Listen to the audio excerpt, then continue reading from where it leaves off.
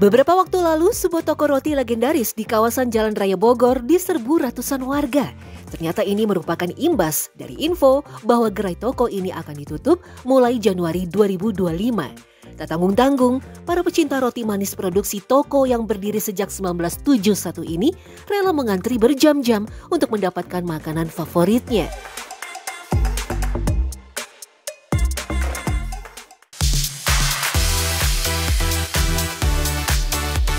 Roti memang sudah melekat pada kehidupan kita, sering menjadi menu sarapan, bekal anak sekolah, atau camilan di sore hari sebagai teman minum teh atau kopi.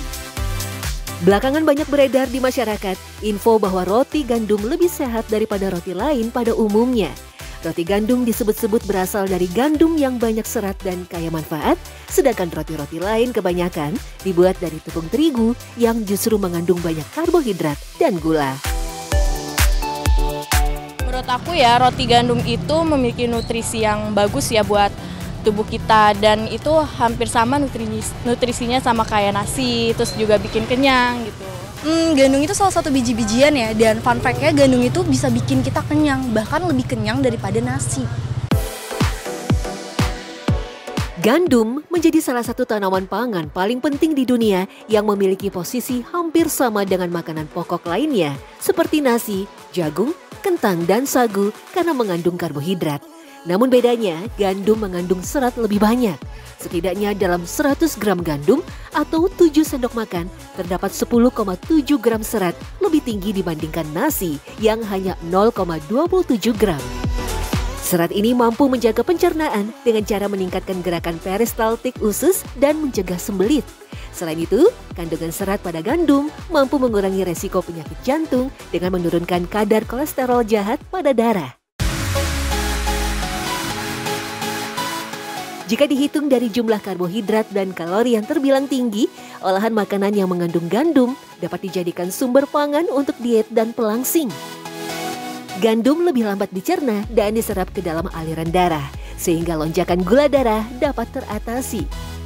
Beda dengan nasi yang jika dikonsumsi dalam jumlah banyak, menyebabkan gula darah meningkat dan memicu rasa lapar lebih cepat hingga terjadi penumpukan lemak pada tubuh, terutama pada bagian perut. Namun yang sebaiknya dikonsumsi adalah gandum utuh, bukan gandum yang sudah melalui banyak proses. Dianjurkan sih sebenarnya yang masih fresh ya, atau bisa dibilang jangan terlalu banyak ultra proses. Yang contohnya roll oats misalnya gitu, atau gandum-gandum utuh itu nggak apa-apa. Kalau gandum sendiri kalau sudah diolah ultra proses kayak contohnya tepung terigu, itu pasti nutrisinya akan berkurang gitu. Kalau misalnya tepung terigu sendiri, dia memang ada yang lebih tinggi kandungan nutrisinya, seperti karbohidratnya lebih tinggi, terus juga kalorinya juga lebih tinggi, atau gulanya dipecah menjadi lebih tinggi. Sehingga kandungan gula itu jadi tinggi, tapi kandungan protein, seratnya itu lebih sedikit daripada gandum utuh. Lalu, apakah bedanya tepung gandum dan tepung terigu? Jika dilihat sekilas, tepung gandum dan tepung terigu memiliki bentuk dan tekstur yang sama. Ya, karena keduanya sama-sama diolah dari biji gandum. Namun, dari proses pengolahan, tepung gandum terbuat dari seluruh bagian biji gandum, termasuk lapisan dedak, endosperma, dan germ. Sementara tepung terigu hanya dari endosperma biji gandum saja, tanpa lapisan dedak dan germ. Tepung gandum utuh cenderung memiliki tekstur yang lebih kasar dan warna yang lebih gelap dibandingkan dengan tepung terigu yang teksturnya lebih halus dan warnanya lebih putih. Tepung terigu menghasilkan adonan yang lebih ringan dan memiliki rasa yang lebih netral, sementara tepung gandum memiliki rasa yang lebih khas dan bisa membuat adonan lebih berat.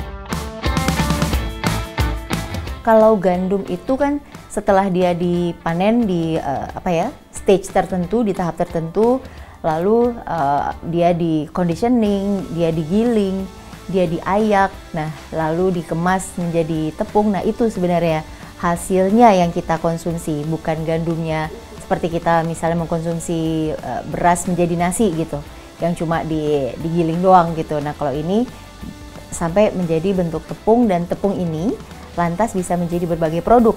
Ada roti, ada kue-kuean, ada kita juga mengkonsumsi mie, terus orang Indonesia juga suka makan pasta gitu ya, jadi itu yang kita konsumsi. Jadi jelas ya, tepung terigu sebenarnya juga berasal dari gandum. Namun dalam prosesnya ada tahapan untuk menghilangkan bagian-bagian tertentu dari biji gandum. Ditambah lagi, ketika gandum digiling menjadi tepung, melewati proses pemutihan sehingga nutrisi pentingnya pun akan banyak hilang. Lapisan luar gandum yang memiliki kandungan tinggi vitamin dan mineral akan ikut hancur sehingga hanya menyisakan bagian tengah biji yang kaya karbohidrat. Itulah mengapa tepung terigu putih memiliki kandungan serat, vitamin, dan mineral yang lebih rendah dari gandum utuh.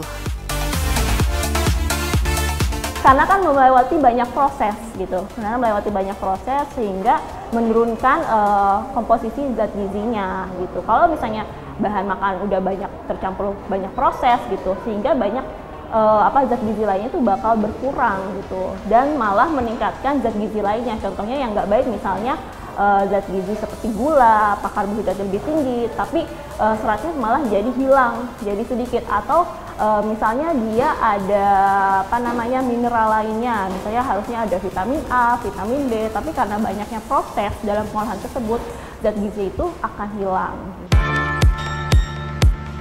Secara umum, tepung gandum lebih cocok untuk resep yang membutuhkan tekstur lebih berat dan kaya rasa. Sementara tepung terigu lebih disukai untuk hasil yang lebih ringan dan serbaguna dalam berbagai jenis makanan panggang. Meskipun tidak berperan memberi rasa, tepung menjadi kunci pembuatan kue, roti, hingga mie. Tepung berperan penting dalam membentuk struktur, tekstur, dan volume adonan. Kadar protein yang tinggi pada tepung berpengaruh pada elastisitas dan kekuatan adonan hingga lebih kenyal dan memiliki bentuk yang pas setelah dipanggang.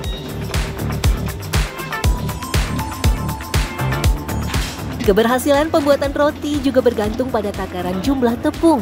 Sedangkan ragi dibutuhkan sebagai pengembang untuk membuat rongga udara pada adonan agar teksturnya menjadi ringan dan kenyal.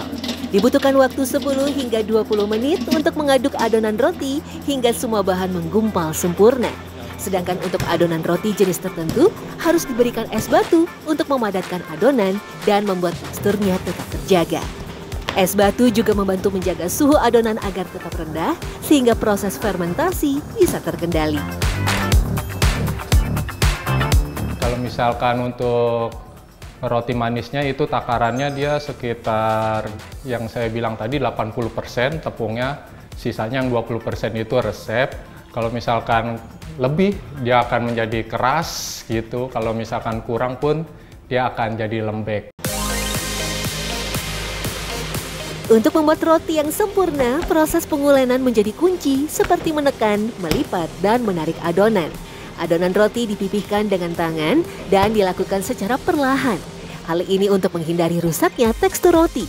Sedikitnya butuh waktu sekitar 15 hingga 20 menit untuk menguleni adonan atau sampai lapisan adonan terlihat sudah halus dan tidak lengket. Terlalu cepat mengulen adonan, roti bisa jadi keras dan rapuh, bahkan kurang mengembang. Ya, itu kesalahan dari pas kita pembentukannya. Sebelum itu kan kita di-rest, nah gunanya itu untuk membentuk gluten itu, nah terus untuk membuang udaranya itu. Nah kalau misalkan kita tanpa rest terus pas di table itu kita kagak matiin atau kita kagak roll, nah hasilnya ada gelembung-gelembung udara itu. Cina merupakan negara produsen gandum terbesar di dunia. Produsen terbesar kedua adalah India. Selanjutnya disusul Rusia yang berada di urutan ketiga, namun menduduki posisi pertama dalam eksportir gandum di dunia. Masuknya gandum di Indonesia terkait dengan bantuan pangan dari Amerika awal Orde Baru atau akhir dekade 1960-an, di mana pemerintah Amerika Serikat sebenarnya membuang kelebihan gandum mereka ke negara-negara berkembang yang lambat laun mulai memiliki ketergantungan dengan bahan pokok ini. Tak heran meski bantuan pangan berhenti, masyarakat Indonesia yang sudah terlanjur mengkonsumsi mie instan, roti, dan aneka kue dari bahan gandum menyebabkan pemerintah pun terus melakukan impor gandum. Padahal kemampuan tanaman gandum untuk tumbuh di berbagai iklim harusnya bisa membuat budidaya gandum menjadi lebih mudah. Namun sayang, tampaknya pemerintah belum serius mengembangkan pertanian gandum di Indonesia hingga luas lahan pertanian gandum di Indonesia pun menurun. Roti yang dulunya dianggap sebagai makanan kebarat-baratan, kini telah menjadi kebutuhan masyarakat Indonesia. dari menu sarapan, camilan, atau bahkan hidangan utama. Selain praktis untuk dikonsumsi, roti menawarkan cita rasa yang nikmat dan mengenyangkan tentunya.